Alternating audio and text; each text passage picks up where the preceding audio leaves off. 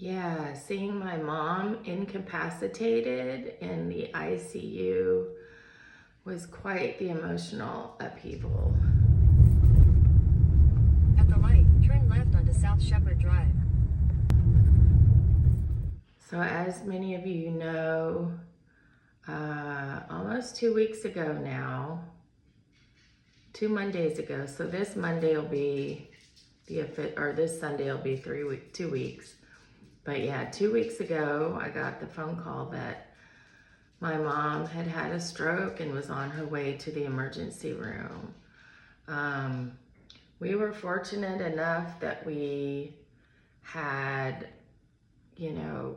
made preparations in case this might happen. I mean, every time I came to visit, I took notes. I said, show me where this is, show me where that is. I'd write everything down. What do I do if you are incapacitated? I mean, it's not fun to talk about, but thank you, God, that I had the foresight to ask those questions. So I highly suggest that you do the same thing and you review it often and take notes. Because there is a lot more to try to remember than you can imagine about another person's life, to keep, their medications, their, daily needs. There's hearing aids with hearing aid batteries, and just all kinds of things, little things, everybody's different, of course, but, and now after 2 weeks, I feel like, okay, I feel myself calming down now, and, she's out of the woods, so to speak, although you just never know. Her heart is still in AFib, which is this irregular heartbeat, but, even though they have her on blood thinners,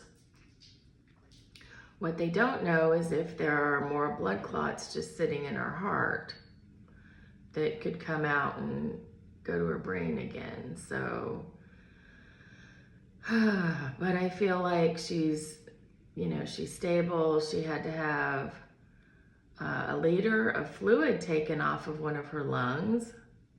Here's something interesting. Learning all these new things. So each lung can hold up to 2 liters of fluid.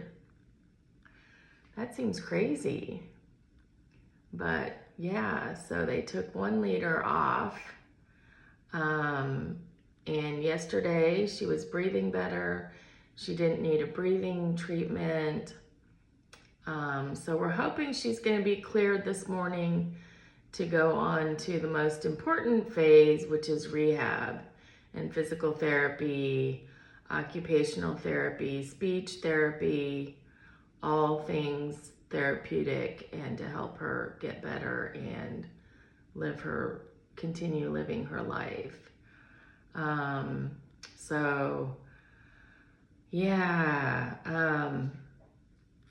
I feel like my emotions now are back to calm down. I went to the chiropractor.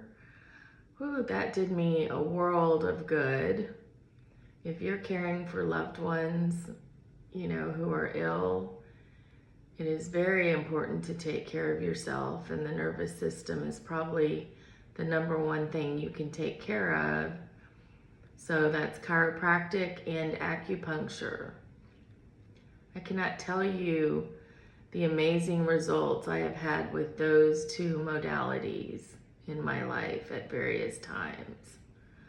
Acupuncture, I've been wanting to get back to anyway. I just did not, or had not found a place near where I lived in Austin to do that.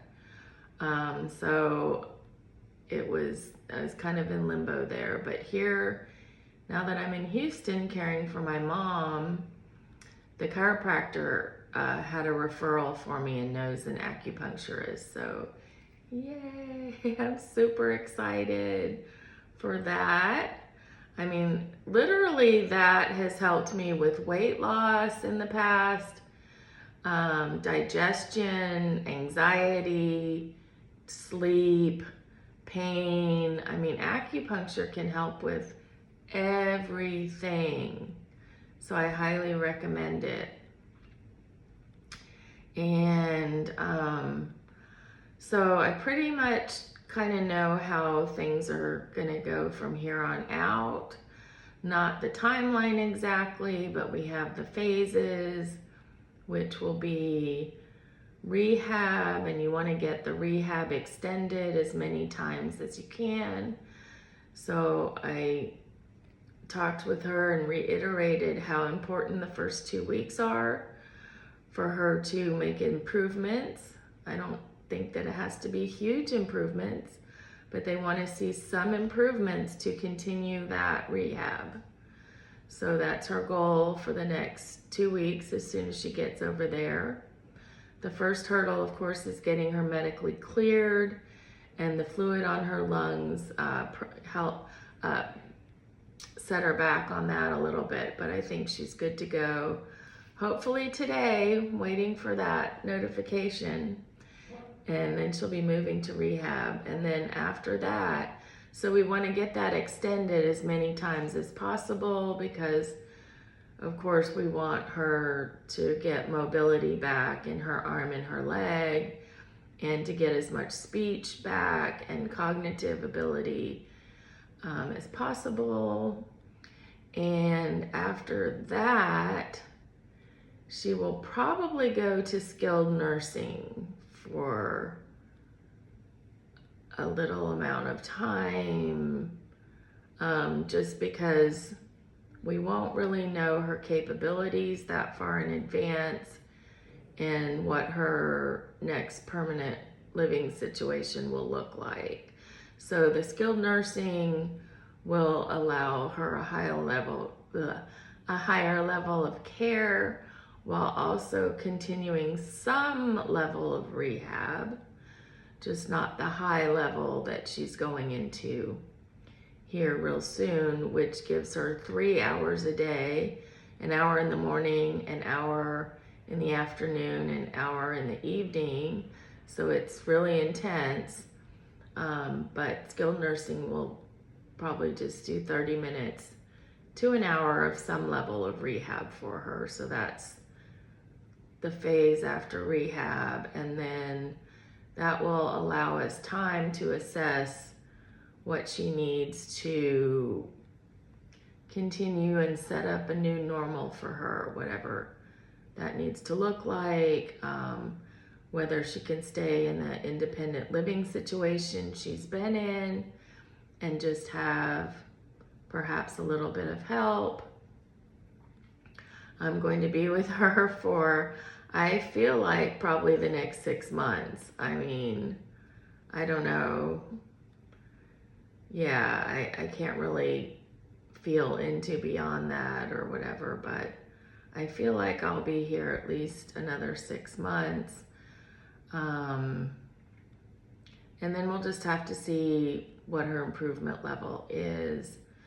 I'm going to try to keep her where she is, with maybe making some modifications, and but I don't know. They've talked about assisted living, so that is an option. They have these different levels here where she currently lives, which is great, and that's why she signed up here, because she could stay with her same friends and not have to transfer to different places and lose those connections. So that, I think that's super important too.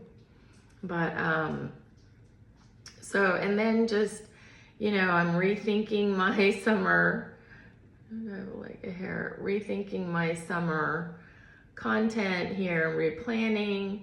So I think what I'm gonna do is do some brainstorming, and if you have ideas, you can leave them in the comments for me. But I have a few ideas, and I'll be brainstorming some more about some fun things that we can, entertaining things that we can do, for the summer, being in Houston instead of Austin in the RV.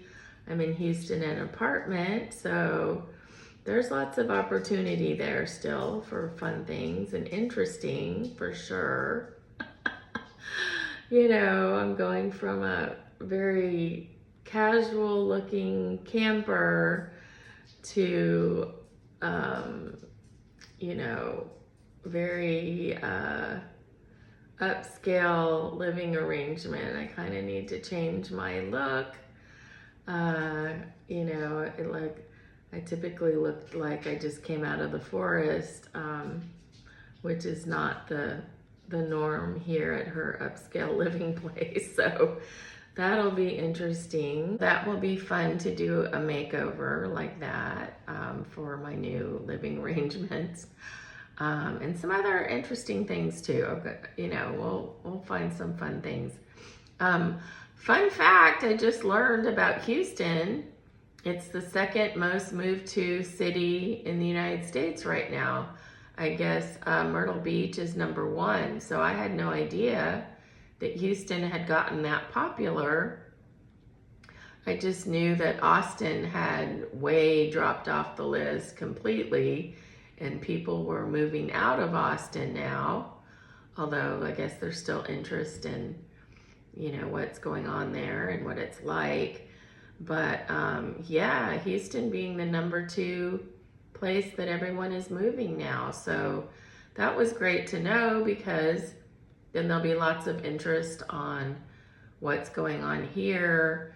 And Houston really is an amazing city to live in. I mean, I think the only drawback is, a higher crime rate.